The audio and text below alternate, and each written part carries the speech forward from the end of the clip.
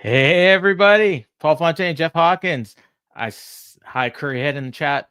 It's the Dynamite Show here on the Fight Game Media YouTube channel on X, and for all you listening tomorrow morning on the Fight Game Media free audio feed. Winter is coming was tonight, and it was negative 11 degrees Fahrenheit here today in Winnipeg, and I think winter's here. I don't know about you. I'm Jeff. bald, so I'm always cold. So it doesn't Okay. And you're wearing a toque. I am. I'm actually wearing shorts right now, but I'm wearing shorts too. But I'm wearing shorts, but I'm wearing a toque. Okay. Very weird. I go to Tim Hortons every morning, and there's an old guy, an old dude. He's probably about 10 years older than me, and he wears shorts every single morning. He's got like a parka on and shorts, and he was there this morning. It's minus 26 Celsius, minus 11 Fahrenheit, and he's wearing shorts.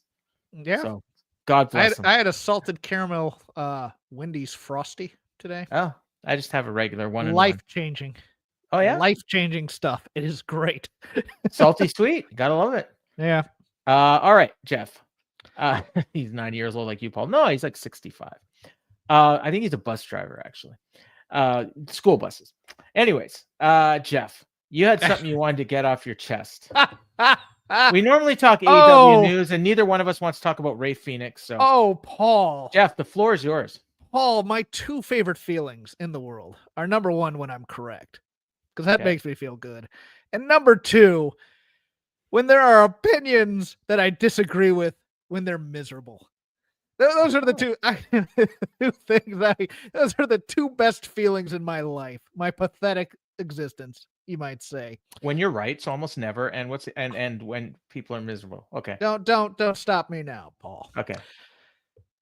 There is a push amongst wrestling commentariat, and there are various people. I will not name names here, but there are some who people in this chat will know, and some who they are not necessarily aware of. But the commentariat is telling me to just shut up and enjoy AEW. To stop criticizing it. Let's stop talking about business metrics and just talk about the on-screen product, so to speak. I am here to tell you, no, we will not be doing that. Because the amount of crap I have had to take from pretentious gatekeepers. When I first started watching AEW, I was the one going, okay, it's good. The stuff I'm enjoying is the Cody Rhodes Southern style slow build type of angles. No, I don't want community theater on my wrestling. I just want good matches. Okay? Let me give me what are they feuding about? They just want to see who the best is. All right, fine, whatever. I'll go on with it. Then CM Punk comes into the company, and I'm enjoying CM Punk because he can talk. And I also happen to agree with CM Punk about all these legends that nobody's taking advantage of. And I was told to sit down and shut up because my time had passed, and it's not about promos, and the legends are past their peak, and we're into the new modern wrestling, and Adam Page is an emo cowboy. Blah, blah, blah, blah, blah. When I was saying, hey, let's not be petty about the wars with NXT. No. We are the superior product. And those people who watch WWE are stupid heads. And if you like NXT, you suck. Blah, blah, blah, blah, blah, blah, blah. Well, now, no. We have, there's some issues with AEW viewership going down, Paul. Have you heard about this? A little bit. It's kind of my job. It's, and now I'm told, you know what? You, the wrestling fan, and you, the wrestling podcaster, and you, the wrestling you're the one hurting AEW. Me. Oh. Me, the little old Jeff. You're the one that's not watching anymore? Harmless fuzzball. I'm the one driving because I'm making everybody miserable. I'm the one crapping in the punch bowl. And I'm here to tell these people, you don't get to have it both ways. You don't get to be the judgy scold about, smoking your pipe with your ass. Oh, I see you do not watch all of your Japanese wrestling, and screw you. And now you want to be the crying fat girl at the party and say, why isn't anybody liking us? Jeff Because Hawkins, there's a everybody, better at wrestling. Crackgame13 on X. I don't care. You know what? I am here to start fights tonight. Okay. I Well, am here to get clicks for the Fight Game Media thing. I don't. You might call this engagement farming. I might be, but on the other hand, I am tired. There is a channel on the Voices of Wrestling Discord, and it's just the most malcontent, snotty, garbage takes who don't. is it that Ringer one? Has No, the it's Ringer? it's the one that talks about all these other networks and trashes all my friends. Okay, yeah. I've been a target there. Yeah. Oh, I've been a target there. Fight Game's been a target there. Fightful's been a target there. Yeah. I don't care. They suck. No, I won't go that far, but it's one of these things where I'm just like, you guys want to be gatekeepers and you guys want to say that you're the superior wrestling and you're this and you're that. And now people have kind of rejected you and you don't want to take any lessons from it. You don't want to learn from this. And it's killing me that these people we just want to be cloistered in our bubble. Let us enjoy. I am all for like what you like. Mm-hmm. I am all for whatever gets you off in wrestling, gets you off in wrestling. I like unrepentant stupidity. Some people don't. But these are the same people who cry about, Toru Yano being in the G1 and whatnot, because, it ruins the purity of our work rate tournament, blah, blah, blah. These types of fans. And I'm fine with them too. I can handle them. But when there are things, most of us, me, you, Dave, Brian, Rich, Garrett. Joe, Garrett, anybody who talks AEW and has critiques of it, want it to be a better television program for the most part. We're not saying the wrestling's bad. The wrestling's fine. But this is a television wrestling product. Yeah. And it needs to have some emotion in it. It is technically sound. It is everything you want in an indie show and more. The problem is it is an indie show every week. Yeah, and eventually there was that line that Dave quoted. I think it came from Fritz von Erich. You serve people steak every week. Eventually, they get sick of it. There's a little bit of that. They were all people were puffing their chests out over getting Okada and Ospreay and these other free agents. I got to talk about that. And Okada is now your Nakamura in this company for the most part. I had a rant about that, and your thing kind of ties into it. And it ties into the low ratings, and it ties into what they're doing.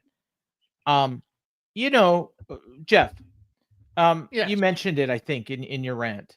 You mentioned the G1. AEW's got their own version of the G1 going on right now. I have heard about this. It's called the Continental Classic.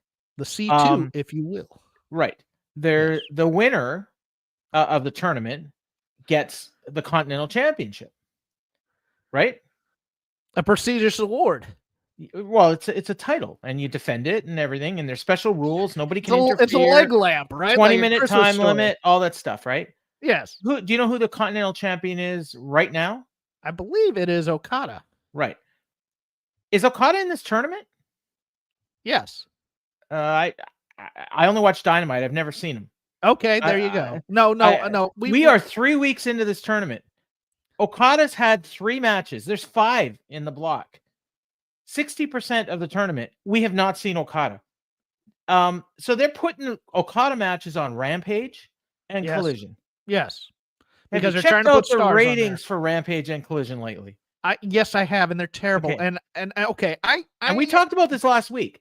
Yes, I know, and I'm not slamming on Okada. I'm not saying Okada's not a draw, even though he's not. I'm not slamming on the fans that think it's a good idea either, though, Paul. And that's where you and I kind of differ here, because I agree with both of you. I think both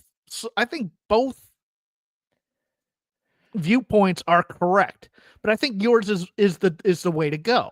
That's the difference here. Is that people are fighting it because they think you're dumb for this point of view, and you're not. You pick your 4 stars that you're gonna put in these finals, and you put all their matches on Dynamite. Because that's the story you're telling. These are the guys who are the stars of the tournament.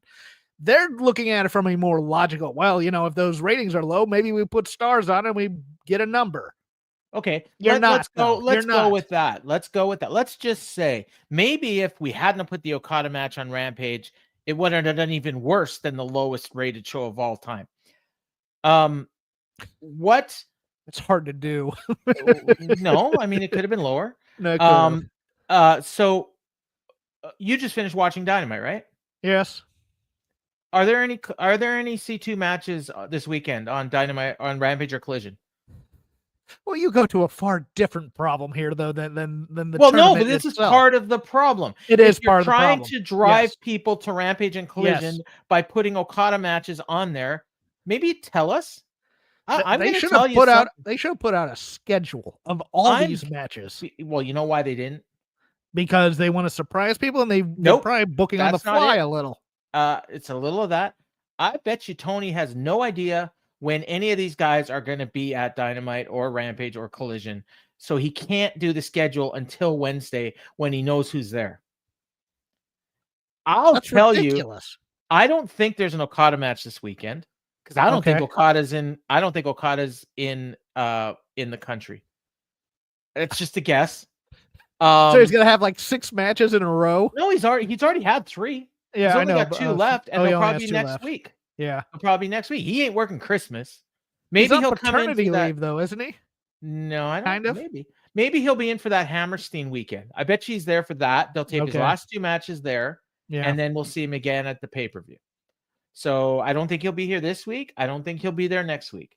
Kyle Fletcher, they didn't advertise him. Will Ospreay's there. I'll bet you anything they tape a Rampage match and a Collision match, maybe 1 or 2. But did they tell us he's wrestling? No, because it doesn't matter. No, then people can tell me, oh, they're trying to drive eyeballs, so we're going to be. Now they did advertise stuff for Collision. Well, that's the logic, though, Paul. You have to kind of give a little bit in and go. That's the logic of it. It's not true in practice, but it's the logic of it that they're trying to drive eyeballs to it. Except if they're trying to drive eyeballs to it, they'd advertise it. I agree. Yeah. If they had put out a schedule at the beginning of the tournament and said, Okada's going to wrestle here, here, here, here, and here, sometimes Rampage, sometimes Collision, sometimes Dynamite, I'd have been fine with that. I would not have criticized it. I wouldn't have said, hey, why is Okada wrestling so many matches? Because at least they told us ahead of time. Hey, you know what? You also want to sell tickets to these buildings. You're a promoter. You want to promote. Right. And they're not doing that. I agree. And the result is less and less people watching this show. Now, I do think tonight is going to get a good rating. And I'll tell you why. Because they promoted these matches. This Mina main event was promoted, I think, 3 weeks ago. Yes. Will Ospreay wrestling Claudio, I think, was promoted 2 weeks ago. Yes. And Winter is Coming is a historical show where big things usually happen. And she wasn't even on the show. It's great. Who? Winter. Yeah. I mean, we got a big return, which we'll get into. So, like something usually happens on the show. So I think that they're going to do really well this week. They moved some tickets. I didn't write it down, but last I saw they're almost at 4,000 for this. So that's a good crowd for them. Ooh, we got a super chat. Let's end our rant. Hey, thank you. By the way, I once got matched on Tinder with Winter. Winter, like the wrestler? Katie Lee Burchell, yeah. Oh, she lives in LA. You can do worse. Okay. Just gotta make sure her brother's not in the room. Here we go. DJ Cass. I can relate. Been watching wrestling for 16 years. Wow, he's a youngin'. I'm frustrated with AEW because this may be the last time in my lifetime that I'm pressing promotion could challenge the WWE. That's why we want them to be better. Yes, and that is part of where this panic is coming from as well. Yes. Is that people are worried that if you criticize AEW and say that it's not good, that people are just that WWE is gonna win, and WWE is gonna win anyways. It's one of these things where they think that there's some magic elixir that's going to drive a bunch of wrestling fans into, or even just a bunch of viewers into AEW, that it's going to be seen as the new hip thing or whatever in terms of revolutionizing and disrupting the wrestling industry. And I'm here to tell you that's not going to happen. There's too much money with WWE and there's too much shelf space. Now they can carve out a niche, don't get me wrong, but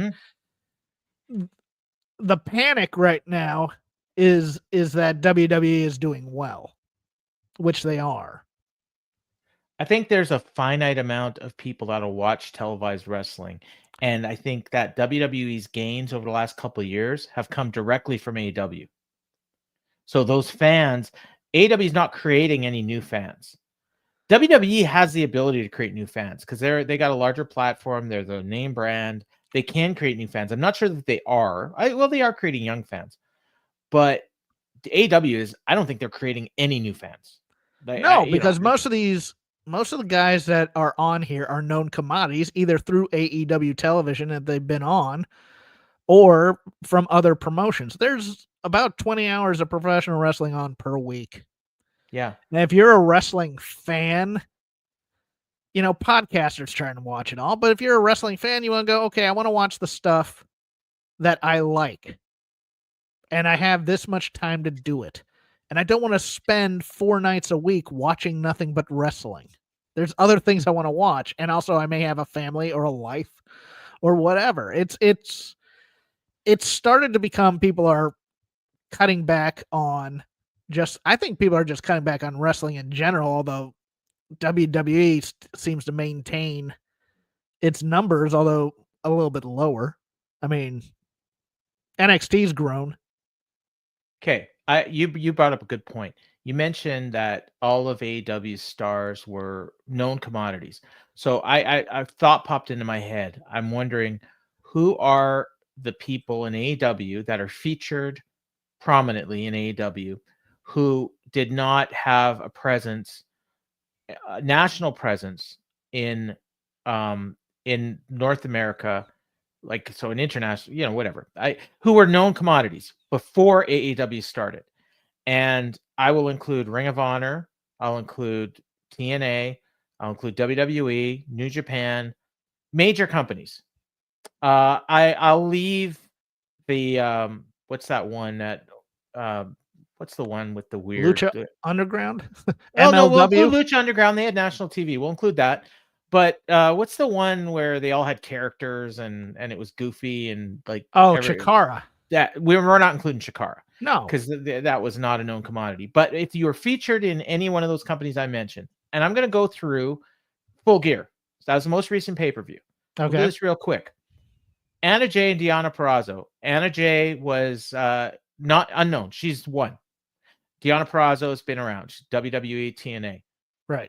Buddy Matthews defeated Dante Martin, Commander, Beast Mortos by pinfall. Buddy Matthews, WWE. Dante was unknown.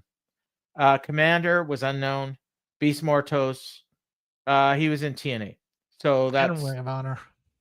And Ring of Honor. So that's we're up to 3. Okay. Big Boom, AJ, QT, Marshall. That doesn't even matter. More popular than anybody on this card. Yeah. QT was actually in Ring of Honor though too. Private Party defeated the Outrunners, Kings of the Black Throne, and the Acclaimed. So out of that, Private Party was unknown. Outrunners unknown. And the Acclaimed was unknown. And the Acclaimed, yeah. MJF, Roderick Strong by submission. I should have included MLW because they had national TV. MJF was known before AEW. Don't kid yourself. And so was Roderick Strong. MJF wasn't that well known. He was known from the Indies before he got on there. Okay, well, let's include MJF then. Let's include MJF. I will. Because that's the one bright spot where you go, I can put a rocket to him, other than maybe Jungle Boy. Mercedes and Chris Statlander. So Chris was unknown. Mercedes was known. Well known, yeah. Jay White, Hangman, they were both known before AEW. Right. Kyle Fletcher and Will Ospreay, both known before AEW. Mm-hmm. Daniel Garcia and Jack Perry. They're both unknown. Yes. Konosuke Takeshita and Ricochet. And both Takeshita was unknown. Ricochet was not. So Takeshita, right. I would say, is another success story. Takeshita is to a point, they've put a ceiling on him. Yeah. Lashley, Swerve, both known commodities. John Moxley and Orange Cassidy. I'm going to tell you, Orange Cassidy was in Ring of Honor 15 years ago. Yeah, but nobody knew. I mean, that Orange Cassidy is possibly the biggest success story that I would say Darby. Had. He wasn't on the card, but Darby's up there.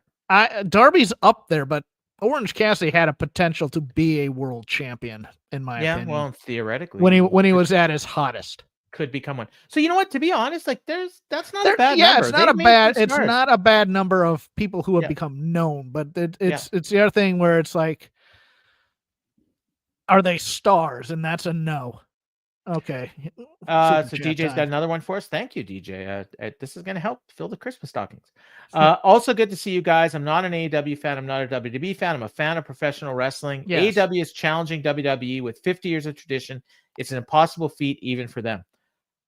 DJ, I'm going to say, I think what AEW needs to focus on, and this is kind of what Jeff was talking about, is like stop trying to be WWE. Focus on what you're good at, which is matches. Build the matches. You can do your old school build. Tony watched WCW. Tony watched ECW. He watched Ring of Honor. He watched Mid-South, allegedly. He watched Mid-South. Okay, that's what he should be watching. I'm watching Mid-South right now from 1984. It's really good.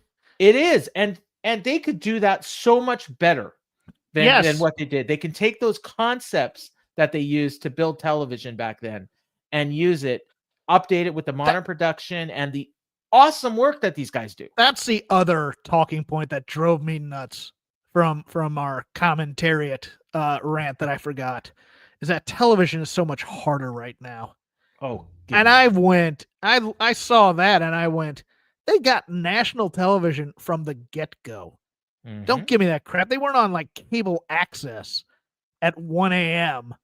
in a studio with 30 people. They had arenas from day one.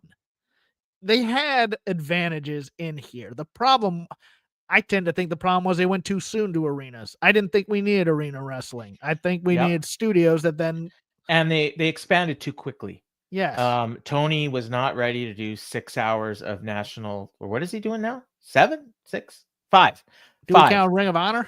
No, but if you count Ring of Honor, it's 7. Yes. But I wouldn't count Ring of Honor. But so he's doing 5 hours of national television a week. That's a lot. WWE did like 2 hours forever. I mean, syndicated wrestling was nothing. That was Ring of Honor. I mean, syndicated wrestling also taped 4 shows at a time and then edited it and then put the stories together so you could figure everything out. And half of those shows, when you had like 2 syndicated shows, were replaying the same angles or variations of them. I don't know if TBS would go for this, but if Tony could get a building that held like about 4,000 people, maybe 3,000. They did and this. Tape. No. Yeah. Tape a month of TV and edit it to make it look good, to get your stories across, to do what you want and air that. This would basically be the NXT model from like 2014 to 2019, like before they got national TV. If you could do more quality control, you could do more promos, you could do more edit. It would be a tighter show. It wouldn't seem like it was just the jam band issues that you get where you have overruns every friggin' week. Yeah, and we'll talk about that too, because I think that's going to backfire on them. So I'm like we all wanted to see DJ. We all do. Everybody here, everybody watching this, everybody. We don't watch this show to watch it fail. We're not hate watching. Maybe a place named Dailies. Yes. Those shows when they first started in the pandemic era, like those were good shows. Like they made the most of it, and especially compared to WWE at the time. Oh my God. Like because it had various styles on there, and you could pick and choose what you liked out of it, and then all became the same. And then certain voices backstage won out in terms of what we need to do. I'm gonna be honest. I think there was a lot of ear to the Wrestling Observer pod because probably a little bit too much about because you know what was going to succeed. Some of these shows tonight was all right. No, tonight was fine. I had no problem with tonight's show. But some of the shows that aren't good. Like where, we'll say it's not good. You and I, people in the chat, even some of the Discord people, who are always for AEW, they'll say it's not good. And then I'll turn on Wrestling Observer. Oh, that was a great show tonight. And then Dave will be like, no ratings going down, but this show is awesome every week. And it's like, because he likes the wrestling. Right. And the people who are watching wrestling aren't watching for the wrestling necessarily. Exactly. Take Monday Night Raw this week. You watched it, right? Yes. One thing, nobody's mentioned this. I'm shocked because I've listened to a bunch of stuff. Maybe you've heard it. I haven't. Did you realize they had 4 matches on Raw? 3 of them were women's matches. Yeah. I don't think that's ever happened. Now it was the lowest rated episode since they moved to 2 hours, but Doesn't matter. The 2 hours has helped them. Yeah, in so many ways. But it wasn't about the wrestling. It was about the talking segments. We had the CM Punk thing. We had the Rollins and Sammy thing. It was about the build. It was about the anticipation for the match, which is what weekly television should be doing, in my opinion. And the reason why, the thing I was thinking about, I was talking with the guy who wrote the Ken Shamrock book. I want to say his name's Snowden, but Jonathan Snowden. Is that it? Yeah. And he was like, and we were talking about why Will Ospreay doesn't seem like a big star anymore. It's like, well, because the first 3 weeks you put him out there, he did his great match. That was, and now where do you go from there? And now he's trying to put people over and do 50-50 with them. Yeah, that's why. Yeah, where do you go from there? I think the last 2 matches of Will's I watched, including tonight, might have been the worst 2 matches he's had. And when all you have is good matches, they're not heated necessarily. They're good. They're technically sound. They're aerial. Tonight he was in there selling for Claudio for 15 minutes. I mean, if you're a fan of Claudio, this is the Alvarez thing where it's like, why are these guys doing 40, 60 matches where they're giving the other guy a lot, et cetera, et cetera. Yeah, it's overexposure. It's repetition for the most part. Like, you didn't see in territory wrestling, you didn't see the same guys every week, but you also didn't see them in good matches. You saw them in squashes where they show you their moves, and then they seem. Then when you see a good match, it's rare, and you want to see more of it. Kind of a thing. Or you see a mediocre match and it looked like a good match. Yeah. All right, let's get into this show. Yeah. All right. So we opened, and it's funny. I did a preview of this show for the YouTube notes, and I had completely forgot this match was even happening. So when Jon Moxley came out, I was like, "Oh, okay, we're getting a Moxley promo to start the show." And no, it was a match. And I checked my notes; they did advertise it last week. So this one's on me. Yeah, this one's on me. So it was Jon Moxley and Pac against Orange Cassidy and Jay White. And it's funny. Excalibur points out that Orange Cassidy and Pac have a great history, and they wrestled each other almost 5 years ago at Revolution.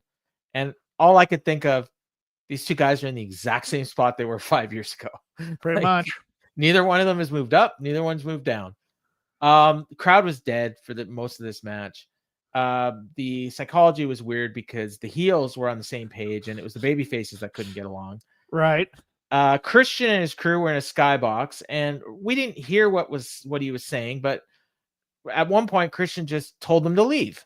So I think we thought, oh, they're going to go down to the ring, they're going to do something or whatever, but they just weren't there.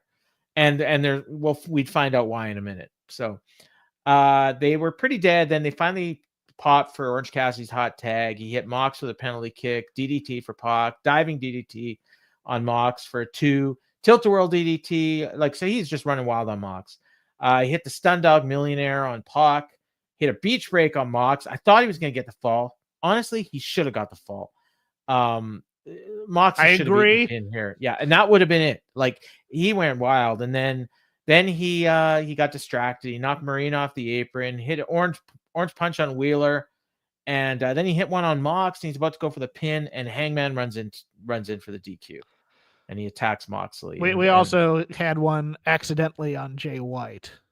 Oh, okay. So that's why Jay White hit him with the Blade Runner later. Yes. Okay. I missed that one. So that actually makes sense then. Yeah, this match went 2 segments, 3 segments? Yep, 2 segments. Because they got heat. They got heat on Orange, and then they got heat on Jay White. You're just like, you only need heat on this should have been the main event. I agree. And the main event should have been the opener. This is about your world title. But not only that, with what they did in the main event, that should have been the opener. Yes. Yeah, because you wanted the most people possible to see it, and as they did it, it's going to be the least amount of people that would see it. But I get the. We'll talk about that segment when we get to the main event. I don't. I'm not as strong on that part as you, because I do think Toni Storm coming back is a big deal. And I think what they're trying to make the women's title more important. I wouldn't have done it with Mina Shirakawa necessarily, but I mostly agree with you that this tag match should have been the main event. Because but the problem is with what you said is that the main event is almost always the lowest rated thing on the show because of the overrun. because of the overrun and just because they lose audience as the show because goes they on. lose audience as it goes. If you started with the women's match and you had Tony return, then you could talk about Tony returning all night. You can go back to it. You can have an interview with her. Apparently, she's going to wrestle on Rampage. You know, can you believe that? Yeah. The other part, just going back to the match. Yeah. If you want to get Jay White over as a babyface, maybe not have him do a sling or the switchblade on your other hottest babyface. Who's that? Orange Cassidy. The guy that just got murdered by Moxley on the last pay-per-view? Yes. That's he's still the hottest babyface in this feud. You know what? You're right. The crowd still reacts to him. They still love him. No, they love him. And then it was weird because they want the Adam Page redemption story. And then we have Orange Cassidy pulling him off of Moxley so that he could punch Adam Page for blowing the match. Which I don't get because there were no real stakes to the match. We're not talking about the pay window or anything. There's nothing in there that that's the disconnect for me. Is that okay? He cost us the match, but it wasn't for a title. It wasn't for a title shot of any kind. It wasn't for like a 6-man title shot, which is probably coming. It was just a match, and because we haven't established they had those belts. Yeah, because I did last week. Because we haven't established that this match has any stakes to it, the stakes don't matter. And so, and why would Orange Cassidy want to stop Hangman from beating up Jon Moxley? Just so that he can do it? No, you wait for Hangman to finish beating on him, and then you go beat on him. Yeah, exactly. You mentioned it. Jay White hit a Blade Runner, Orange Cassidy after the match. All three baby faces were down. Excalibur calls them Team AEW. So even though I guess Orange Cassidy's in the conglomeration, Jay White's in the Bang Bang Gang, and Hangman's a loner. But they all have their own stables, but apparently the three of them are Team AEW. Death Rider beat on them all. Fans are chanting "Fuck you, Yuta." Excalibur. Let's stop for a second there because they also called it Team AEW when they were doing this with the Elite. Yep. And it's that gimmick redone. And the stupid thing about it is Moxley's whole thing is he's trying to restore AEW. Is he? Because they did a promo that's what he says after this match. Yeah, that was insane. And I wrote it down. We'll get to it. Excalibur called Mox the General, so that's a new nickname for him. The Air to Bandito vignette. I'm not sure if this was the intention. It's vignette, but okay. Vignette, whatever. I laughed my ass off. This was hilarious. I'm not sure if it was supposed to be comedy, but it reminded me of like one of those 1991 WCW. The Desperados ones. Yeah. So they're in the middle of a ghost town in the Old West, and you'd think all these guys have guns, but Bandito's hitting wrestling moves on them in the middle of the dusty road. I like Bandito and I like the idea of these, but when I see these vignettes, I want a guy like Stan Hansen as the main character. Yeah. I mean, this would have been so perfect for Brian Keith. I think someone mentioned it in the chat last week. It looks like Brian Keith. Every single one of these guys all these extras, they all look like Brian Keith. Like everyone who is no longer a bounty hunter. He's a bad apple. So good to see Laurent Ford in there. I've been chatting with him on Twitter a little bit lately. Where's Dick Murdoch? Long dead. So this was hilarious. I don't know if I was supposed to laugh, but I did. Then we got a Mox promo. This is the one you talked about where he was insane. He says, "I'm a marked man. It's the only way I want it. Love having a knife to my throat and a dynamite stick lit. These guys are the problem. It's all about their ego. I want the next title shot. No, I want the next title shot. You guys, egos run your lives. Egos run all elite wrestling." I feel like that line was about the Bucks. He said, "This is about my people. We don't fight for flesh and blood. I'm going to give all three of you an early Christmas gift. World's End, Orlando, Florida, Fatal 4-Way. And I'm like, which three is he talking about? And then Excalibur told us right away. But yeah, so he just gave all these guys a title shot. And he made it a Fatal 4-Way, so he doesn't even have to be pinned to lose the match. I wish he would have just stood still and delivered a lot of that. Because the frenetic energy is just one of those things where it's like it's trying to fake energy in a promo, where I want him to be menacing as opposed to wacky, and he was being wacky in this promo. And everyone else was doing exactly what you wanted Mox to do. They all just stood there. Yeah. No reaction to anything. Like, it was funny, actually. Not even, I mean, like almost like monotone. It's so weird that they're not, Claudio has a great smirk. Wheeler has He wasn't there. He wasn't there. He was getting ready for Wheeler his has a match. smirk. Yeah. Pac has a smirk. Let him be Marina is a robot. But I hate having a higher purpose for this group. They should actually be self-serving. That's the whole point of being a heel type of thing. Shouldn't Moxley have made them fight each other for the title shot? Yes. Yeah, like why is he willing to give? Doesn't make any sense. You can make him a little bit of a coward too as a heel, and that's the other thing about this that makes no sense. It's my new hero, my new hero in pro wrestling, at least for this week. You know who it is, right? No. Eddie Thorpe. Oh yeah. I love Eddie. It helps that he's fighting. He's fighting for my people. He's fighting for my people. Your people, yes. They are my people. I know. And I'm not being snarky about that. And he got one over on what's your name? Yeah, he pulled an Ozymandias. I did it 35 minutes ago. Yeah, that was awesome. That was so awesome. So yeah, they come back and Excalibur says, it's Jay White, Orange Cassidy, and Hangman that apparently Moxley was giving the title shot to, and later on that would be confirmed. So I wrote down out comes Christian because I heard his voice, but then they go up to the press box or the skybox that he was in, and he says, "While I look down on you, shut up while I conduct my business." He says, 4-way match for the world title at World's End. I have a problem with every person in this match. Jay White cost me the world championship Full Gear. So did Hangman Page when he didn't live up to his end of the bargain. Well, and Orange Cassidy's just a little pissant who gets on my nerves. So Jon Moxley, you have what I want. And if you make it out of that match as champion, I'll be waiting on the other side. I'll send you back to rock bottom. I'll be there to say, it's okay, John, do it. You've earned it. Have that little drink. I'll send you back to rehab. And when I force you to rehab, and then I'll be forced to rehab the AEW World Heavyweight Championship. I'm the face of TBS now and forever, and the reigning, defending, undisputed next AEW World Heavyweight Champion. And I'll continue in a second, but we just got finished establishing Moxley as the dastardly heel that everyone's after, and here we got Christian baby facing him, right? A little. A little? Well, yeah, I was thinking about this because I was going, okay, Christian saying this line makes him the biggest dick in the world.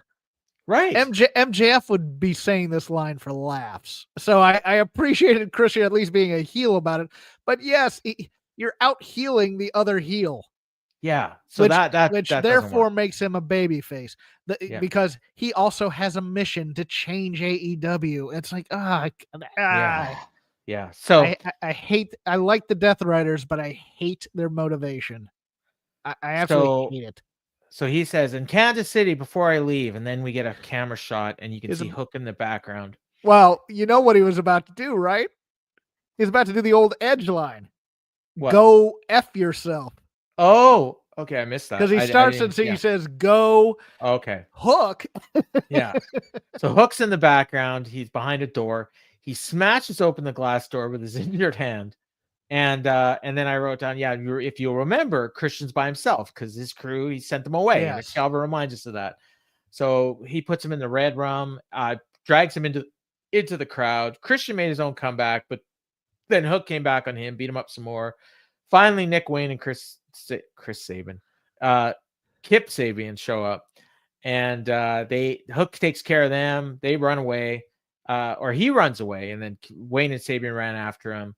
And they go back to the announcers, and Tony Schiavone says, "What a great Dynamite moment that was."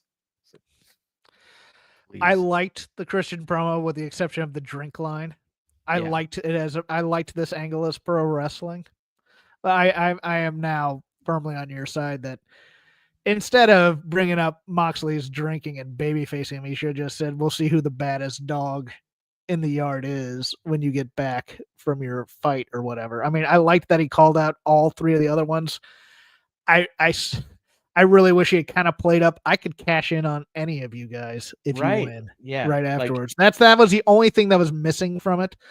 But he could have called Moxley an idiot for yeah, putting up and his title against 3 people and saying, and yes. it doesn't matter which one of you guys works out, I'm waiting with his contract. Yeah, no, that's Yeah. what I wanted out of the promo, Yeah. but I didn't get it. But overall, it was still fantastic pro wrestling for me. So they put up the standings. I wrote down Claudio has 6, a whole bunch of people have 3, and one person has 0, and it was up not long enough for me to get any of the names. So I would get standings later on, but I'm just writing it down as I see it. So we got Will Ospreay and Claudio. And as I said earlier, I think this was like the second worst Will Ospreay match I've seen in AEW. The worst one was the one with Juice Robinson on Collision a couple weeks ago.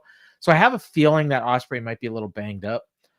But the psychology of this was just, or I wouldn't say psychology, the structure of this match was the problem, I think. It was just basically Claudio beating his ass for the whole match and Will selling. He got a couple brief comebacks. The crowd tried to get into it. There was a light "Let's Go Ospreay" chant at one point, and it quickly got shut down. Every time he went for a big move, Claudio just blocked it or hit him with something in the middle of it. So it was just, there wasn't a lot here to talk about, really. We don't need to protect Claudio.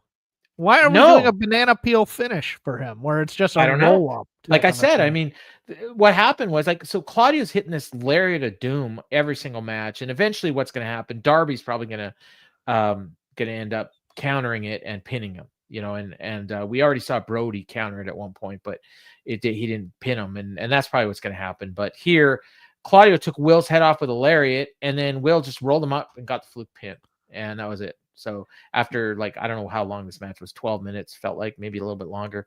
Like you said, it was just a banana peel Imagine win. if they were telling a story that Will Ospreay was on a really hot streak. The story they should be telling is that he's freaking banged up from that Full Gear match, and he shouldn't even be in the tournament. Any story would be good for that, as opposed to and a show don't tell type of situation. The problem is they're telling us a lot. Now he's unbeaten, and what scoreboard, right?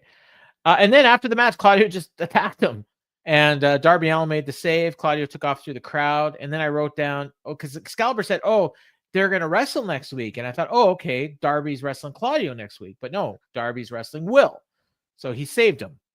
Because I want you at 100%. Because we're both baby faces. Hey, Paul, do you know why the New York Yankees and the New England Patriots and the LA Lakers have so many fans? Because they win. And they're dominant when they win. Or when they were. They were the class of the class. They were the elite, if you will. They usually have the best player, too. If you're going to do a sports presentation and make it hot, we want to see the guys who are the elite be the elite. And we're not. We're seeing them do good matches. And here, I mean, it was barely a good match. Yeah. I mean, it was good. It wasn't great. And well, usually there's a depth disparity in this tournament where it's like, I'm supposed to, there's like a few elite people, and there are people who are like, they're in here to pop a crowd occasionally. Yeah. Why are they here right now? But yeah. Why is Commander in this tournament? But we know why, to eat pins. So they put up the standings. Claudio and Will are at the top of the table, as Excalibur points it, and I want to throw up, with 6 points. Ricochet, Brody King, and Darby Allin all have 3 points, and Commander has 0 points. So, spoiler alert, he's going to be at 0 points by the end of this tournament. There's no way Commander's winning any match. Like that. Oh no, they're gonna give him a Daniel Garcia win probably at the end of the tournament. No, they'll give Mordos that. They won't give. Oh, will they? Okay. Yeah. Jay Lethal got no points last year. Remember? That's true. Yeah, Commander's Jay Lethal in a mask. Okay, Ricochet is with Renee. She tells him, "You're 1-1 after beating on Rampage, and later tonight you take on Brody King. How do you prepare?" And he says, "This is why I came to AEW. This scenario right here, the competition. Nothing brings it out like the Continental Classic. Brody is big, bad, and scary." And I'm quoting him here, so I'm not making fun of him. I'm quoting him. One thing he not Ricochet. And tonight, he looks at his card that he got from MVP. It's me that holds all the cards. And he smiles at Renee, and he ducks off, and Renee kind of looks at him very unapprovingly. because he teased that he was going to join MVP's crew. This is terrible. MVP had the night off, by the way. He wasn't there. Yeah, it was. It was not good. Ricochet was playing a professional wrestler in this. He was playing a character that I don't know if he knows what the character is necessarily. Because, like, if you watch, like, when she's introducing him, he's doing this thing like he's doing a fashion model type thing where he's looking at someone and smiling, but there's nobody there. I think he's just happy because Tony told me he was winning. He does. He does the entire promo to Renee, which is he's not talking to the crowd, which is at not all. what you want. I mean, this was a Stanford style promo, and he's playing a character. And the whole point is to get to that line about not in the cards. It was his talking. I mean, I want a promo where it's Ricochet talking. That's all I want, to see if he can do it. Or you know what? I'd maybe just have him wrestle. Do what you're good at. Get a manager for him to talk for him. Get a manager for him. Okay, fine. Turn him. He'll let MVP talk for him. I'm good with that. No, I'm not going to say what I was going to say. I get myself. No, I am going to say it. Before I started watching Dynamite, I was just channel surfing, and I landed on the WWE Network because we still have it as a channel here for another couple weeks before everything moves to Netflix, and we won't have anything. And they're airing NXT TakeOver Re-Evolution from 2014, 10 years ago tonight. And I saw Renee doing backstage interviews on that show. She was so much better then. Everyone raved about her, and she's gonna be so great with the Vince shackles off of her and blah blah blah. She's not very good anymore. Like she's not bad, but I mean, it's the same thing every single time. She asks the same question. She gives a funny face. When they're not writing well for her. She's not taking any other steps. No. And it's just there. Hey, John and I fly in Wednesday morning for TV. We fly out Wednesday night. We're home by midnight. We don't know what's happening, and we don't care. We're just doing. I don't think she's bad, but she's not doing anything. That's the thing. I shouldn't say she's bad. She's not great, and she was a lot better before. What people are comparing it to is when she was on the main roster WWE, where she definitely was handcuffed and she couldn't do anything. And when she was in NXT, she was really good. Let her be a reporter. Let her ask follow-up questions. Let her press heels on heelish things they say, and let her. Jeff, tonight, you and Paul Fontaine are going to do the Dynamite show. What are your thoughts? Like, that's Renee. Like, that's literally what she does. Yeah, it's a Dasha bot question. Yeah, exactly. Yeah. And then if it's a WWE skit, what are my thoughts? Yeah. I asked the question back to them. No, let her. If we're gonna have backstage reporters, let them report. Let them press people on dumb crap they say. Do the sit downs. Like the sit downs are good. Don't get me wrong, but it's like one of those things where it's like, and it was always like the older distinguished news, the Lance Russells, the Bob Cottles, or like the disapproving uncles at the heels who are just like, I'm so ashamed of you right now. And then the heel would be even more heelish towards them and go, you don't like that. I'm going to be even worse later. That would this segment have been better, worse, or the same if Ricochet had just stood there and did the same promo he did without Renee in the shot? It would have been the exact same. I think actually, he would have been talking to nobody, which would have been funny. Well, if he had a stick mic going to the camera, it would have been better. Well, there you go. So if it's not better by having her in there, then she shouldn't be there. I agree. That's the simple thing. So. And she's not showing any personality other than the occasional weird face. Like when she's in with Harley. But then again, half the time it's the talent is trying to break her. And and that's that's cute if you're watching for it, but it's not really productive. All right. The SUV pulls up and it's MJF. So apparently we all saw it, but Matt Taven didn't. So we'll get to that. Highlights of Rampage from last Friday. Hey, I didn't watch Rampage. Thank you. Matt Cardona and Chris Jericho. And apparently Chris Jericho is defending against Matt Cardona in New York at Final Battle. So it's not going to be Samoa Joe, as I speculated. It's going to be Matt, always ready Cardona. And we go back to Renee. And she tells Matt, you got an incredible reaction when you showed up last week. Do you feel like you're ready? and he says, "It's great to be back in AEW. I belong here." You know who wasn't shocked? Me, because I'm always ready. For the last 5 years, I've reinvented myself. I'm the indie god, the deathmatch king. And on December 20th, I have the biggest match of my career at Final Battle. Bigger than the WrestleMania Intercontinental. I'm not going to wait around. I'm not going to wait around. This Friday, you and I, Brian Keith, one-on-one, and Chris Jericho, you better be watching to get a taste of what's in store at Final Battle. Good promo by Matt Cardona. Very good promo by Matt Cardona. Yeah. Look, he didn't reinvent the wheel here. Don't get me wrong. Mm-hmm. But he looked like Ric Flair compared to Ricochet. He made the most of his minutes. Who, what, when, where, why, and how. How does he feel about this? When's he going to be fighting? Why is he fighting? This might have been the second best all promo. The basics. This might have been the second best promo on the show. I think it might have been the best promo on the show. Who's better? FTR? It's true. Yeah, well, FTR was... I didn't view that as a promo because it was one of those things where it's like they're actually speaking from the heart. It's not fair. Well, no, but they called out... That's true. That's true, yeah. Actually, you know what? This was better than FTR as a promo. Yeah. All right. Next up, we got the worst thing on the show. Adam Cole and Kyle O'Reilly. Good God. God bless them, but nobody cares. I mean, that's, you know what? Britt Baker should have done commentary for this match. It's a good highlight for the juniors division. Yeah. So Cole does his entrance, and then they're about to do Kyle's entrance, and then we go backstage, and Renee's with Kyle O'Reilly. She's getting her minutes in here. She asks him how he's preparing, and before he can answer, Matt Taven shows up, and he says, "We don't need to do this. This guy's playing us. This Melvin's not even here." So he missed that segment earlier where we saw him. Yes. Here. He says, "Remember, at the end of the day, we're still family." And then Kyle says he should have thought about that before letting one of our brothers get hurt. And then he walks off. And I'm thinking, who got hurt? No, well, it's Roddy, but yeah. So you what group is Kyle O'Reilly in right now? The conglomeration. Right. What's the one rule to get into the conglomeration? You can't be a shithead. Kyle was a shithead here. Kyle's a shithead. Yeah. He's out. He's done. He's out of the conglomeration. If Mark Briscoe saw this segment.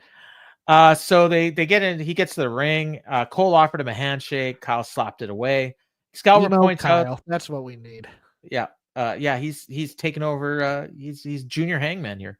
Apparently Kyle has an 8-7-1 record in their head-to-head. I would have never guessed that. I would have thought Cole was like 15-1. Excalibur brings up that they tagged the Young Bucks a bunch of times as Future Shock. That is correct. Yes. Crowd was dead for this. I have a friend that was there. I asked, was the crowd as dead as they came off on TV? He said, well, they fought for certain things. Is this Preet? No, it was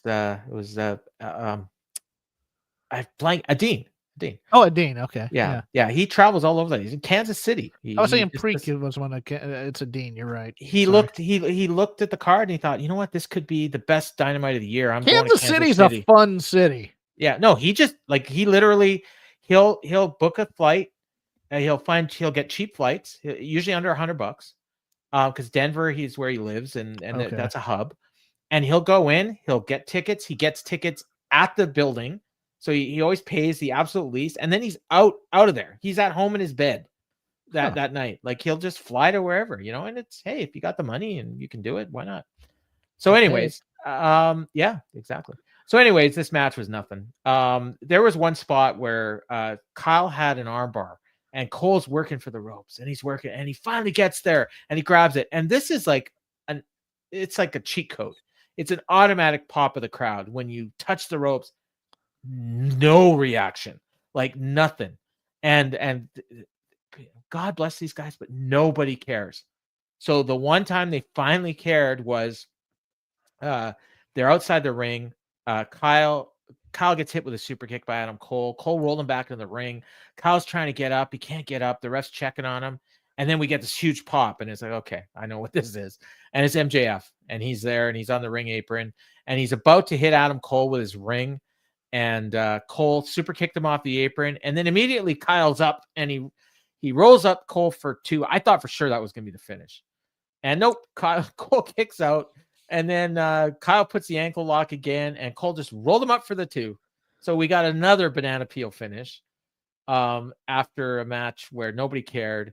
And they never mentioned this once. I was listening because Adine had actually asked me before. He's like, is this match, like, I know they're wrestling to be able to wrestle MJF at the pay-per-view, but is it for the ring? No. And I said, well, I think it is. No. And then I'm listening, I'm watching. I saw they never once mentioned it was for the ring.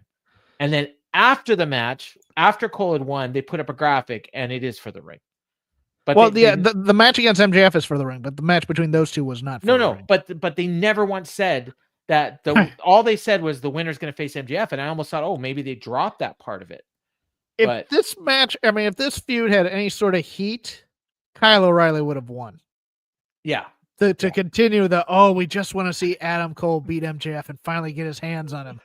But because this has absolutely no juice to it, and nobody cares about Mike Bennett or Matt Taven or Mike Bennett, yeah, or Kyle O'Reilly. More people care about Bobby Fish in this feud. Which match do people want to see least? Is it this one, or is it Keith Lee and Swerve Strickland? I still want to see Keith Lee and Swerve Strickland. Okay, who turns heel at the end of all this? Kyle right? Alone, or Kyle and the rest of the Undisputed Kingdom? I don't know. I have this funny feeling that Matt Taven and Mike Bennett are actually with MJF. I do too, and I think MJF's keeping this ring. Yeah. And then for sure. And then we're just back at square one. That brother is retiring with that ring, dude. He'll be, when he signs with WWE in 5 years, he's gonna have that ring. It's actually one of my favorite bits is that he's never gonna lose this ring, and he's always gonna have it. Because it's so weird, because I could also see them go, well, you know what? We could figure out a way for Adam Cole to have the ring. As a babyface, why would he need it? And the amazing thing about this is, and I know this because I watch the show and I take notes, he gave away the ring 3 weeks ago to Don Callis. Yes. With a pile of cash, and said there's more cash where that is. He said, and you take out Adam Cole, and so I don't have to face him at Full Gear. And he did. So, did Callis just give it back? Is it another ring? It was a loner. Yeah, I guess. Who is hated in this feud? Tony Khan for booking it. Everybody's hated in this feud. Yeah, that's exactly right. Because it wastes our time. MJF is the one that's going to get cheered at when he hits Adam Cole with the ring to win the match. He's going to get a babyface pop. I guarantee it. It's a feud over who was a better devil. Yeah. Who's more of a dick? You know? Yeah. And the winner is MJF. So, I never thought I'd see Adam Cole this cold. So Taven and Bennett come out after the match. Cole wants to make up with Kyle, and Kyle just walks off all mad because, like I said earlier, he's Hangman 2.0. Except he's got like 1/100th of the charisma. This is where we get the FTR backstage interview. Dax says they stopped an attempted murder. I have no idea what they're talking about. I think it might have something to do with Collision, which I haven't watched. It was the save on Collision that they made. So, did you watch it? No, I just saw a clip. Listen to a recap. And apparently Moxley, they were trying to pour Drano down Orange Cassidy's mouth. Yes. Okay. He was pretty fine in that match. So I guess no. Although Tony mentioned it. Tony mentioned that there might be, he was grabbing his throat, so there might be some lingering injuries from drinking drain cleaner or antiseptic or whatever the heck it is. But if you're one of the 400,000 people that watch Dynamite that didn't watch Collision, you got no idea what they're talking about. Exactly. Yeah. It was more tell, don't show. They could have showed a video package here. I agree. They're talking about the hurricane, and they're doing a fundraiser. So it's Fight for the Fallen on January 1st in Asheville. And I assume Tony's donating all the proceeds. So good for him. Asheville needs it, man. They got hammered. Yeah. Absolutely. Dax says it's going to be the biggest night in AEW television history. Simulcast on TBS and Max.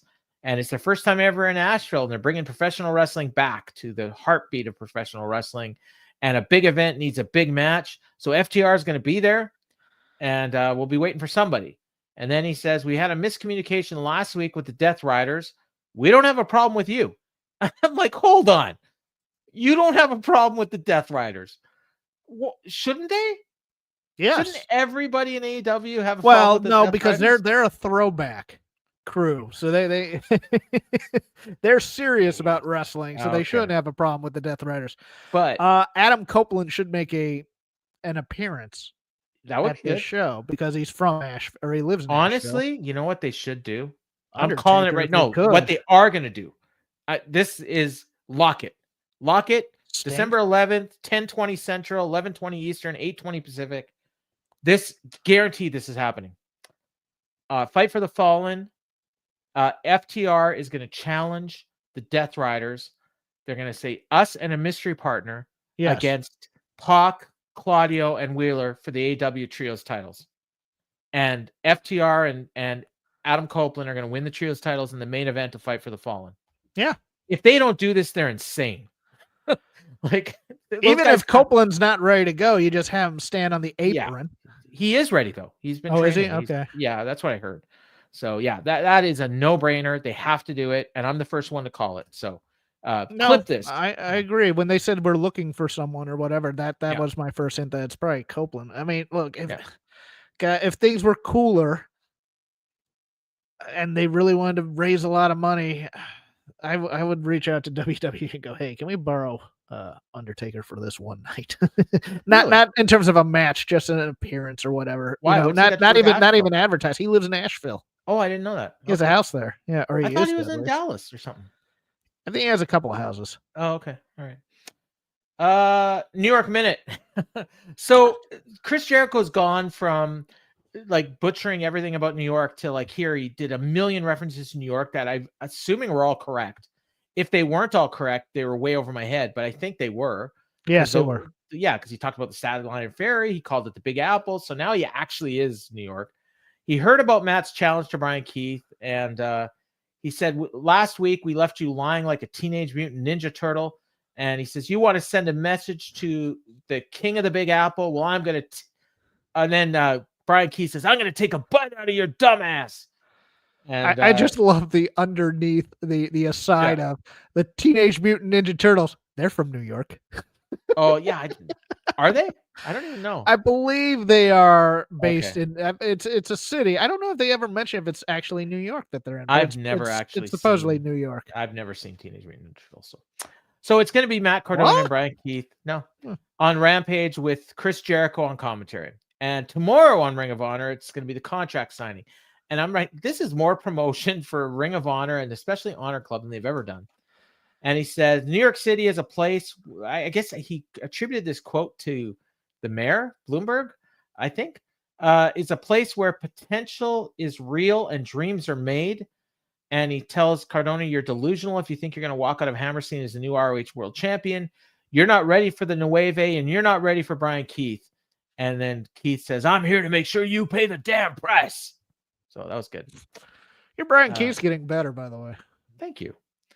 They show the Gold League standings again. Then they show the Blue League standings, and it is Kyle Fletcher has 9 points. He has a commanding lead. And actually, Jason brought this up in the chat, and I'll highlight it and I'll give him credit. While you do that, while you look for it, have you seen any of the Matt Camp videos he's been doing? I haven't seen YouTube? them, but I've heard about them. He's working for them now. Yeah. So Kyle Fletcher wrestles Mark Briscoe on Collision, and if he wins, he clinches a spot in the playoffs. Okay. So I gotta think he's probably winning that one. And they pointed that out here.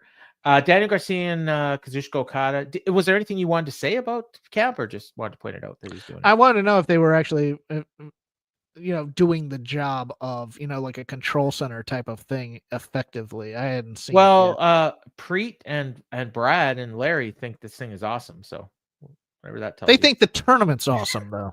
I know.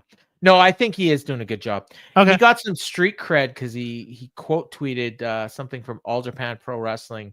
I think he's solid. I like Cobb is facing Daisuke Sakamoto, and he says, this makes me very happy. He quote tweeted it, and I'm like, who's Daisuke Sakamoto? I've never seen him. No, he was solid for his stuff on WWE for the most part. Yeah, he was good. He's a clear fan. He's a big fan.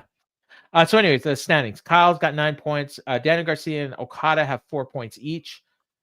Briscoe and Shelton Benjamin have 3 points each, and Beast Mortos has 0. So it's all like, got those 4 guys in the middle there that are all going to be competing for like one spot. So I kind of like the way this has been booked. Be honest with you.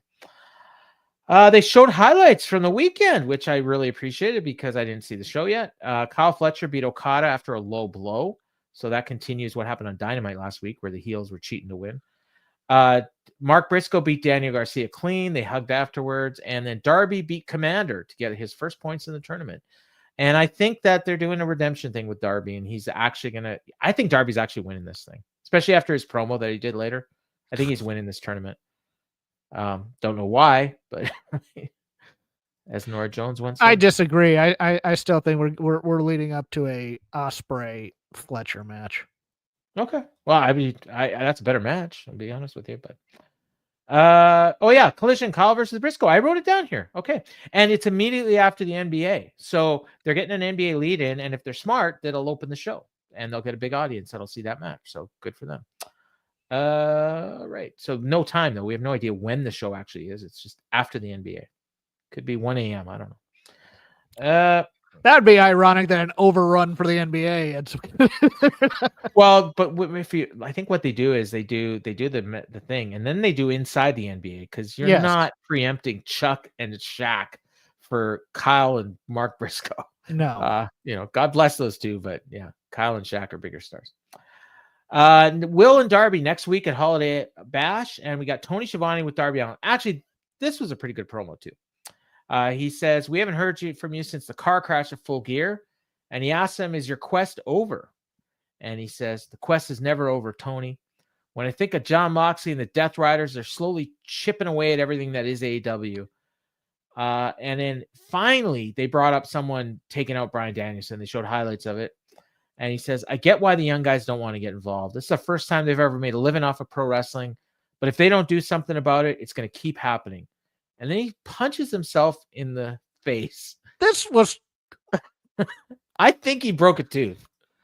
I think he had a blood capsule in his mouth. I hope he wasn't punching out his own tooth. I really hope so. Look, when I was a heavy drinker in my early 20s, I once punched myself in the face a few times, and it was creepy then. I used to do that when I had toothaches.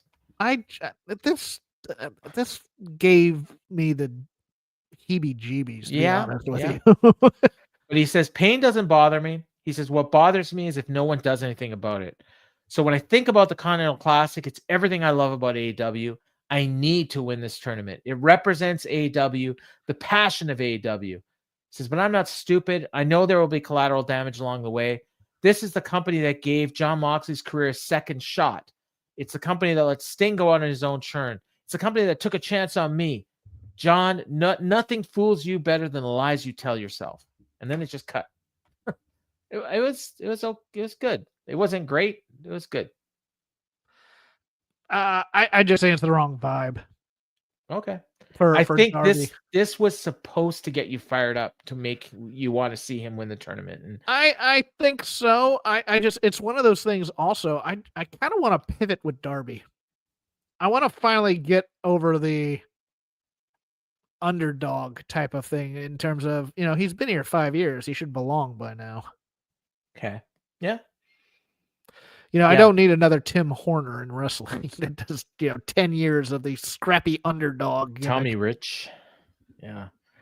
Tommy Dreamer really is. Well, no, but you watch Horner, he does it in Mid-South in the early 80s where he's beating a very young Arn Anderson, a young Tully Blanchard as a jumper to the stars, as the young upstart. Then he comes to the NWA doing the same gimmick. He does the same thing in Smoky Mountain Wrestling. He was like a young up and comer for like 14 years. Yeah, that's funny. All right, we got Ricochet and Brody King in a Blue League match. I out of every match I've seen in the tournament, and I haven't seen Rampage or Collision from this past weekend yet, I thought this was the best match of the tournament so far. I really like this match. Crowd got into it more than anything they've gotten into on the show so far. It was a real simple match. It was big man, little man. Ricochet hitting all his moves, and Brody just, cutting him off at the pass every once in a while. But he was like, Brody was getting hurt too. Like Ricochet was actually hitting his stuff, so he wasn't making him look. This wasn't like Claudio and Darby, where like Claudio was just making him look like an idiot. And yeah, it was he hit a shooting star press, and then he was about to go for the pin. Brody grabbed him by the throat. Ricochet tried to power out. Brody got a sleeper. He grabbed Ricochet grabbed the ropes and broke it up. Then he got another sleeper, but Ricochet lariated him on the top rope. Went for a springboard, and Brody chopped him partway through it. Went for a superplex, and then Ricochet hit a DDT on the turnbuckle, which had been exposed. Then he hit his spirit gun. Then he hit another spirit gun, and the fans booed him on the second one, which was interesting.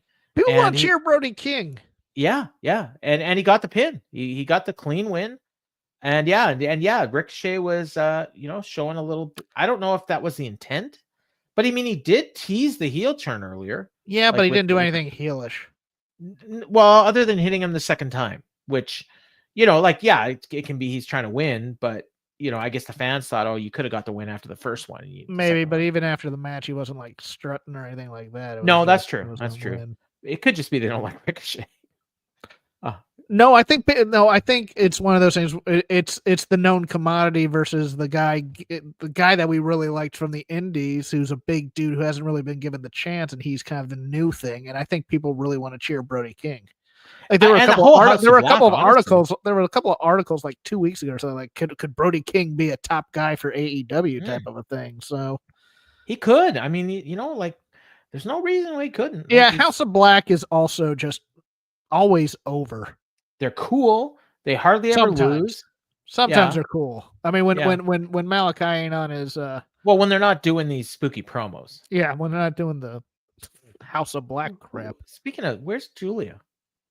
She finally took a week off, I guess, from filming videos. Yes. And they showed the highlight or the standings. So now it's Claudio, Ospreay, and Ricochet are all tied with 6 points. Darby and Brody are at 3, and Commander's got 0. So basically everyone but Commander's in it, and any of these guys can make it. I would think it's probably Claudio and Ospreay. No, I guess I said it's Ospreay and Darby probably. Ospreay and Darby, yeah. Yeah. So Excalibur pitches to Leo and Action Andretti, and they cut. And we cut to Private Party. To Private Party. I guess all black guys look the same to Excalibur. No, I knew that joke was coming, but it's like also one of those things where it's just like, why are you? They have something to say. It's like, but no, just how about we're gonna hear from our AEW World Tag Team Champions? No, this segment. Everything was wrong about it. Everything. Well, everything segment other than Layla Gray. I said that Kyle O'Reilly match was the worst thing on the show. This might have been the worst thing on the show. This is terrible.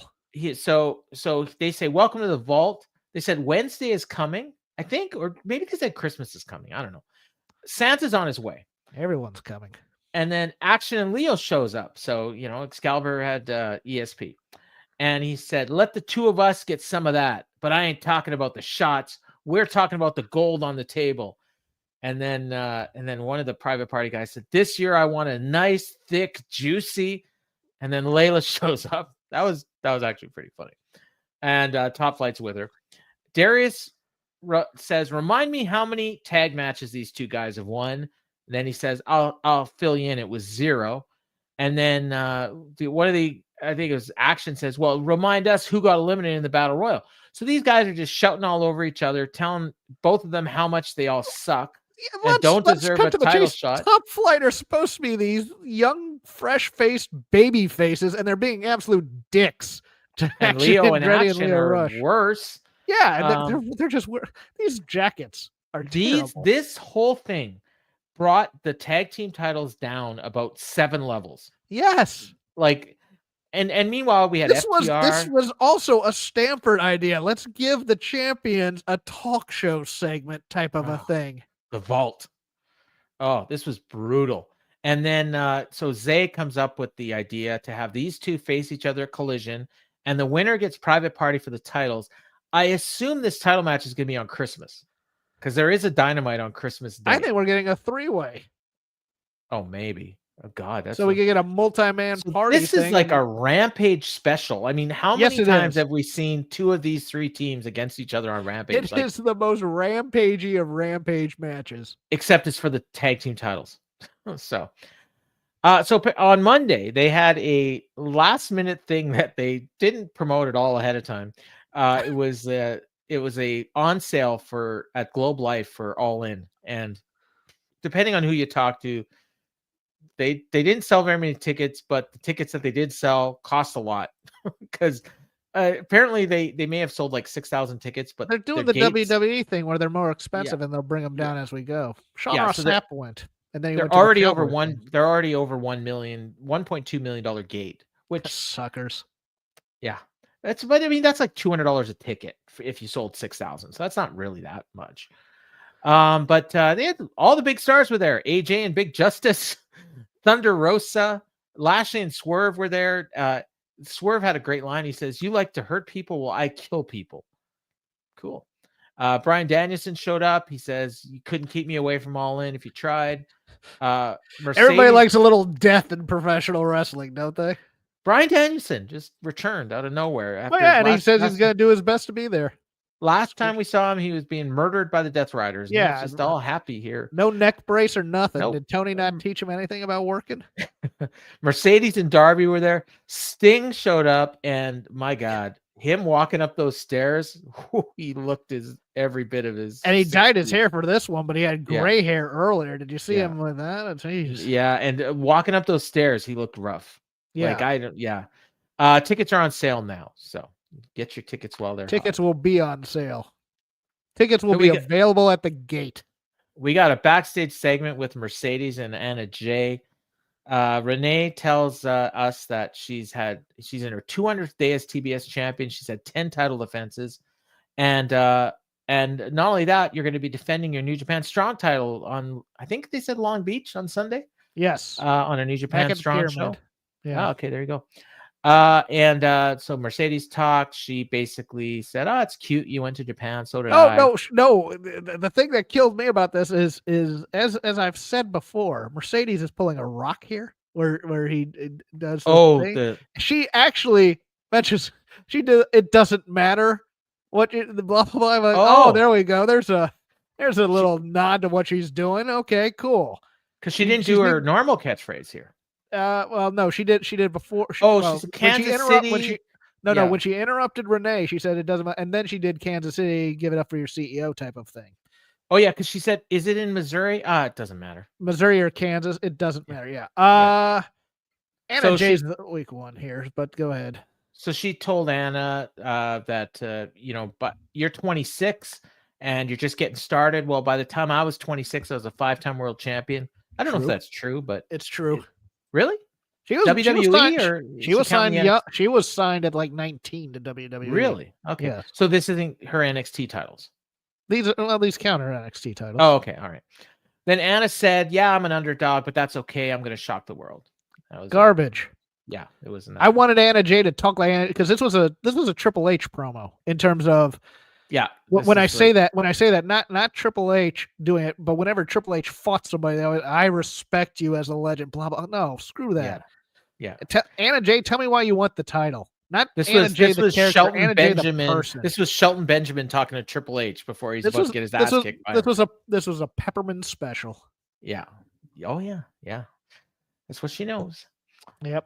So then immediately from here, when I say immediately, I mean they didn't cut the commercial. They just went right to this video package. Yes. And the video package was narrated by Renee, which is weird because she was just doing the thing.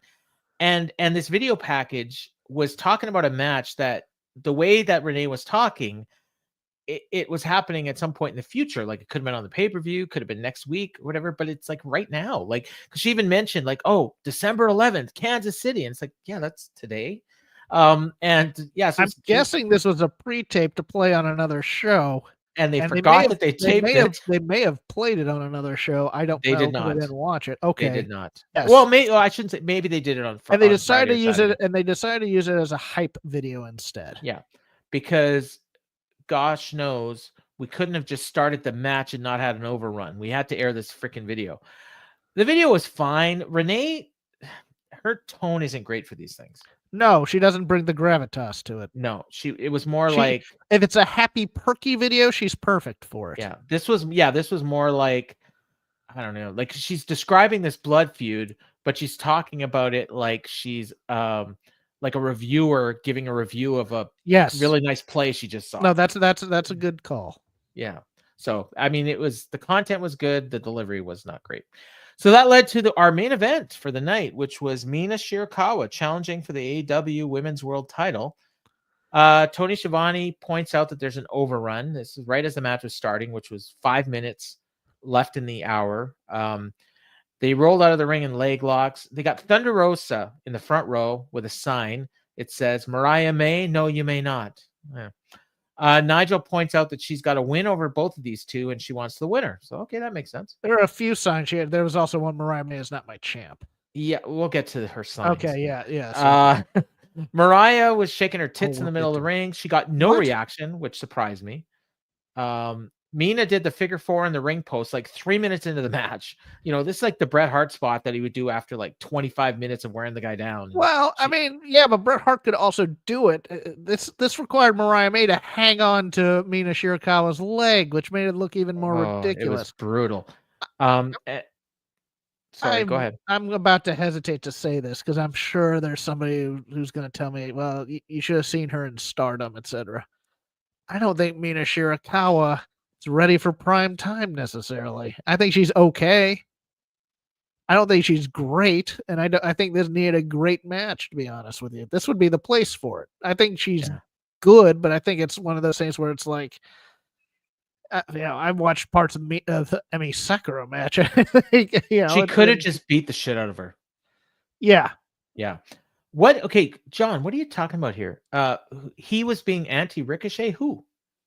What's he talking about? I don't know. I'm he can fill me in the comments. I'm curious. He's like, seriously, Paul, I don't know. No, seriously, Paul, is about that joke you made during the Dirty Private Party thing. So gotcha. And that's the anti-Ricochet maybe too. Okay. Anyways, so at 8:58, 2 minutes before the show's scheduled to end, they go to commercial, which is the dumbest thing in the world, and they do it all the time. Yes, because that's when people change the channel. So this overrun is going to die. So when they came back, Excalibur said the winner of this match would love to head into World's End. It's like they're going to be the world champion. I would hope so. Crowd was behind Mina. So they're chanting for a little bit. She dropped Maria with a back fist. They both went down. Mina hit another one, but then they got up. Mina hit a reverse DDT, which they called a glamorous driver. Mariah grabbed the ropes instead of kicking out. No reaction to that. Mariah hit a hard knee to the head, then another one. Then she hit a Mayday, and I thought that was the finish, and no, it wasn't. They got a nice reaction. Mina chants here. Then all of a sudden, the chants got really loud, and they sounded very echoey. And I looked at the crowd, and I didn't see anybody chanting. So I have a feeling that these might have been piped in. I'm not sure if you were in the building and you heard these Mina chants. Correct me if I'm wrong. But anyways, Mina hit a crucifix for 2. Then Mina hit the sling blade from the top rope. Reverse DDT into like a Michinoku driver for a near fall. Mariah barely kicked out. She looked like she'd been knocked loopy. And then she just got up, hit a Storm Zero, and got the win. And they cut to Thunder Rosa, and she's got that sign you referred to earlier. You are not my champ. So she knew that. I guess maybe she had the sign ready for whoever was going to win. They were not going to be her champ. She was going to challenge. Keep going. All right. Then the stripper music hits, and I was happy. And Toni Storm comes out in her old thing with the backwards hat. And you call it the stripper music. Okay. I call it the heart. Yeah, it's the same thing. When I say stripper music, okay, I've been questioned about this. I'm talking about when I used to go to the dive strip bars in the early 90s, and Heart would be played. Straight on, like that's people are these 4 o'clock in the afternoon prostitutes that were there strippers while I'm playing my VLTs are I'm saying way too much here. I've never been to a strip club. I respect women, Paul, but you keep digging. All right, whatever. Anyways, her Heart music plays. And then they cut to Thunder, and she's got a what the fuck sign. Let's stop here. Okay. The pop for Toni Storm was so amazing. Was it? It I was couldn't hear it was it. big. I could hear it in my Okay. speakers. It was All I could hear was the music, so I wasn't it sure. was good. Okay. And they blew this big return of her, where everybody's happy to see her, for a sight gag Okay. with Thunder Rosa.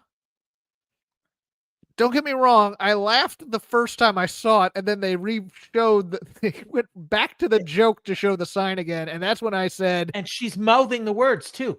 this was no. If you want somebody to seem like a big star, you keep them away from the comedy. Yes. Yeah. I And liked my Tony main was event. legit like breaking up at the reaction. Yes, she was having yeah. an emotional moment. Yeah. And we're cutting back to Thunder Rosa with the WTF sign. She should have called an audible and just focused on Tony. Yeah. She should have never been out there. Not Tony, Thunder Rosa. Curryhead, we've always said, if you want to send us money, we'll stop what we're doing and we'll read your comments. So, all right, so John, Ricochet has just been a little cocky and not the 5-star wrestling machine that he normally do. So he's talking like Ricochet here. Gotcha. And yeah, I mean, that's it, right? Like he's it's just not the Ricochet that we've gotten to know. So yeah, and John says it was confusing. It definitely was. But yeah, so this again, like I mentioned, they shut off, they cut to commercial. And so a lot of people are going to shut the show off. They're going to come back. If this show started at 800,000, they're going to slowly go down to maybe about 650 by the last quarter, and then about another 75,000 people are going to leave, and we're going to end up with 575,000 people watching this segment. If you wanted the most people to see Tony's return, you put it at the start of the show, in my opinion. I don't know. And then maybe you promote that Jon Moxley's in the main event, and maybe people won't turn off the show as the show's going on. But whatever. They did what they did. I still couldn't believe they brought back Tony Storm with a sight gag. I am perplexed. Well, and not only instincts. Are we supposed to what believe? It was? They popped the room. They popped the room with that idea. Did they? I can see. The arena. The production room where they're brainstorming stuff. What's the so explain to me why this is funny. Because she had a sign that said WTF. So at the ready. She made this ahead of time, knowing that Tony was going to be there, or just in case something happened. The joke is she just happened to have that sign and something weird happened. Gotcha. Or she did it on the fly while she was sitting there. She had like a blank poster board that wrote WTF, and it works as a gag, but it shouldn't be in this position. No, I was just like baffled. And I don't, and the whole thing was, I was texting back and forth with my friend who was at the show, right? And he's like, okay, they got to end the show with something big and probably the return to Tony Storm. And I'm like, when we got to 8:58 and they went to commercial, I wrote him back and I says, well, number one, they're promoting Thunder Rosa as the next challenger. Number two, they're doing it after the break when they know people are going to turn this show off. So if you're bringing back Tony Storm in front of a small audience and she's not going to be challenging for the world title, that seems kind of dumb. So I don't think they're doing it. And then they did it. So I disagree with John says if she came back as timeless Tony Storm, then the pop would make sense. I don't like the timeless character. I like it. I don't either. And I think like this is like when Undertaker was the American Badass and he came back as the Dead Man. You know, it's like when people return to their original gimmicks, people pop. Yeah. Yeah. So And I think I think there's a certain push from the AEW, the people who would watch AEW in terms of we want the people that I was trashing before, the people who want wrestling. They want Tony Storm, the great athlete. They don't want Tony Storm, the wacky WWE character. You know what's ironic about that? Yes, it was over. It was over, but it's over as a heel. John, yeah. It's not. It's and if you make it a babyface, and if she's gonna win the title, as you saw when she won the title as the character, the gimmick overpowered everything about the women's title. It sucked up the air in the room. Yes. The other part of this is it's representative of a time when AEW was getting away from what made them popular with the Bruchachos, timeless Tony Storm. Mainly They were those two doing things. sports entertainment. Yeah, and so this is a return to Yes.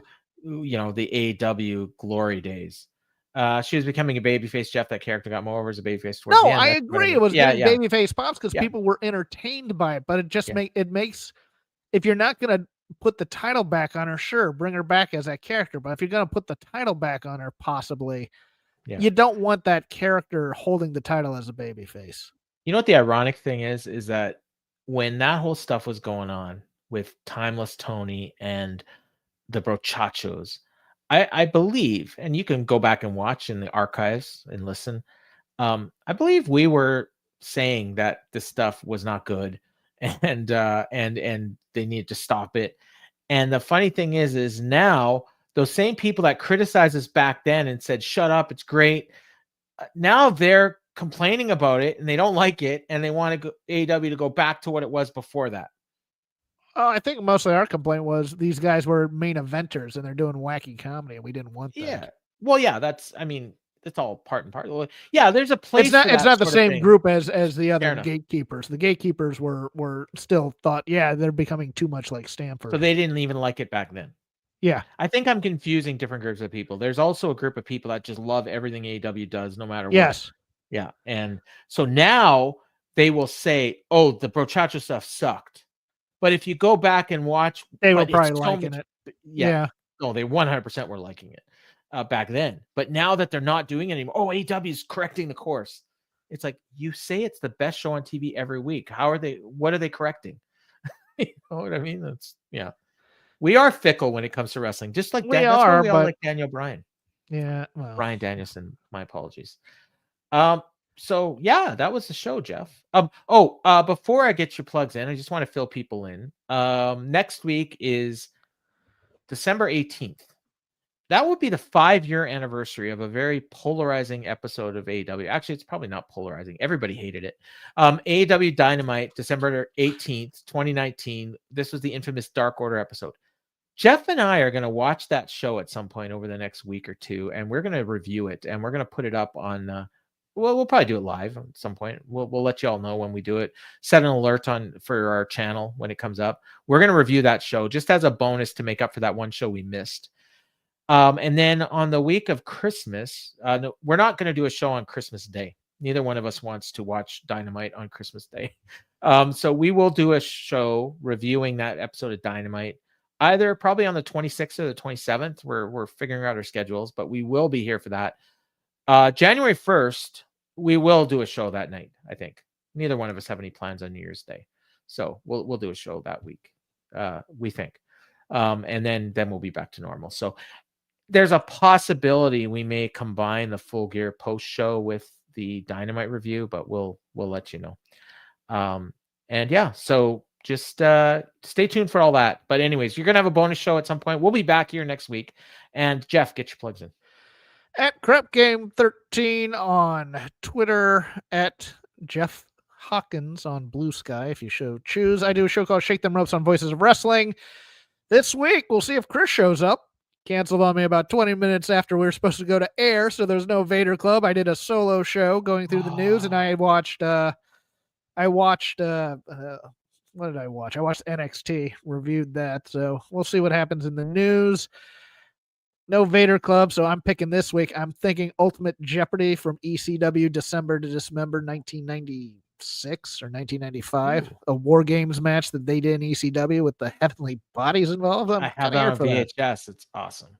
Yeah, so I'm thinking about doing that. We'll see what news happens in the next few days. We'll see if I'm still on Voices of Wrestling after tonight. Yeah. I apologize, Jeff. Jeff let me know what's going on Saturday, and I just too much going on here to fill in. I would have loved to have done Shake Them Ropes, and hopefully I get asked again. I will do that. Curryhead give you a nice compliment here. You're getting Vinny V level of respect, and this is coming from Vinny V's #1 fan, as you can see from his profile pic. I like a man who likes his booze. Exactly. Moonshine. That's the whole reason I go to Vegas. Get some of Curryhead's moonshine. For me, I'm at Paulies Fontaine on Twitter or X and Blue Sky. You can interact with me there. I don't post on Blue Sky as much as I'd like to, but you can find me there. and in the Fight Game Media Discord. If you're not in there, just send Double G an email, gg@fightgamemedia.com. He'll get you hooked up. So and my match of the week, which I half-ass plugged when I did Wrestling Observer Radio on Monday. You can check that out at fightgamemedia.com. So for Jeff, I'm Paul, and this has been the Dynamite Show.